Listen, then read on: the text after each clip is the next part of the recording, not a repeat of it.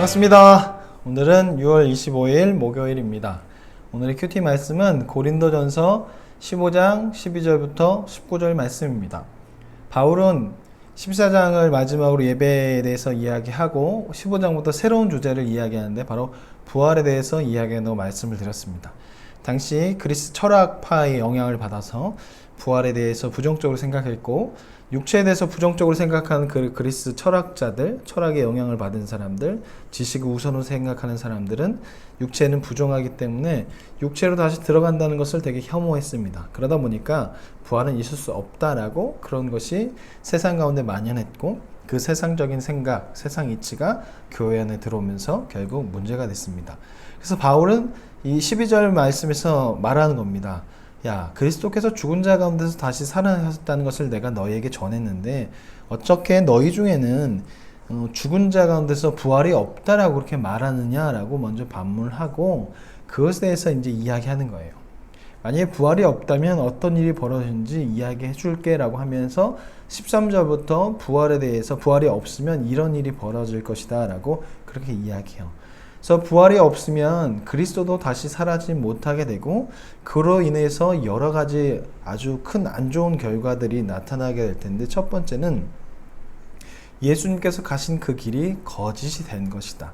예수님께서 가신 그 길이 헛것이고 하나님의 그 말씀은 거짓말이 된다. 그렇기 때문에 그렇게 되면 기독교는 있을 필요가 없다라고 이야기합니다. 그리고 예수님이 가신 그 길이 실패의 길이 되고 그로 인해서 구원도 없다라고 얘기해요. 기독교에 구원이 없다면 결국 기독교는 기독교가 될 수 없는 것이죠. 예수께서 부활하지 않으셨다면 그분께서 우리의 죄를 지고 가시지 않은 거고 그냥 죽음에서 끝나버렸기 때문에 그것은 성공이 아니라 실패예요. 죽음을 지시고 우리의 죄를 지시고 죽으셨고 다시 부활하셨기 때문에 그리고 지금 부활하신 그 몸으로 하나님 보좌 우편에 계시기 때문에 그분께서 여전히 우리에서 중보하시고 계시기 때문에 우리는 그분께 기도할 수 있는 거고 그리고 우리는 살아갈 수 있는 것이고 구원의 삶을 살 수 있는 것입니다. 하지만 부활이 없다면 예수님이 십자가 하신 그 길은 성공이 아니라 그냥 죽음으로 끝나버린 거예요. 그냥 실패의 길인 거예요. 그러면 우리는 그 길을 갈 필요도 갈 수도 없는 거예요. 그분께서 부활하지 않으셨다면 하나님 보좌 우편에 가시지 않으셨고 그분께서 말씀하시는 성령 하나님도 내려오심도 없어요. 그렇기 때문에 그러면 우리는 하나님과 소통할 수도 없어요. 그냥 아무것도 아닌 것이 되어버려요.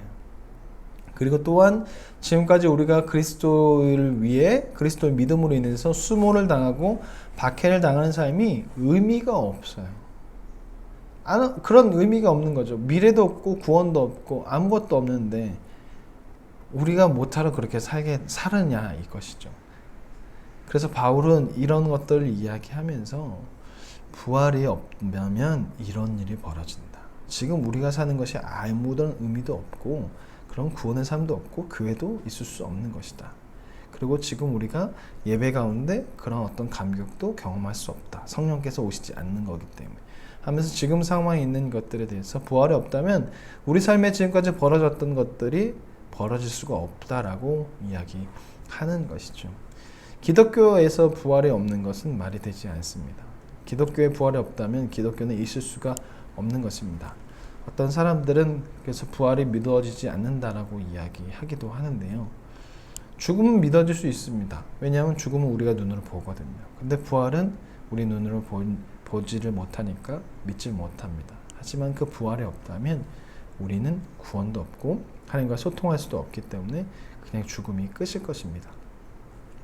세상은 그렇게 말할 수 있고 당시에 고린도 교회 사람들은 세상에서 부활은 없다라고 이야기합니다. 그것이 이들을 헷갈리게 했습니다. 그래서 하나님의 진리 가운데로 가지 못하게 했죠. 우리 삶에도 이런 것이 참 많이 있습니다. 세상 이치와 하나님의 진리의 말씀과 다르게 될 때가 많이 있는데 그때 우리는 눈에 보이는 세상 이치를 따라갈 때가 참 많은 것 같습니다. 그런 우리의 삶은 참 편합니다.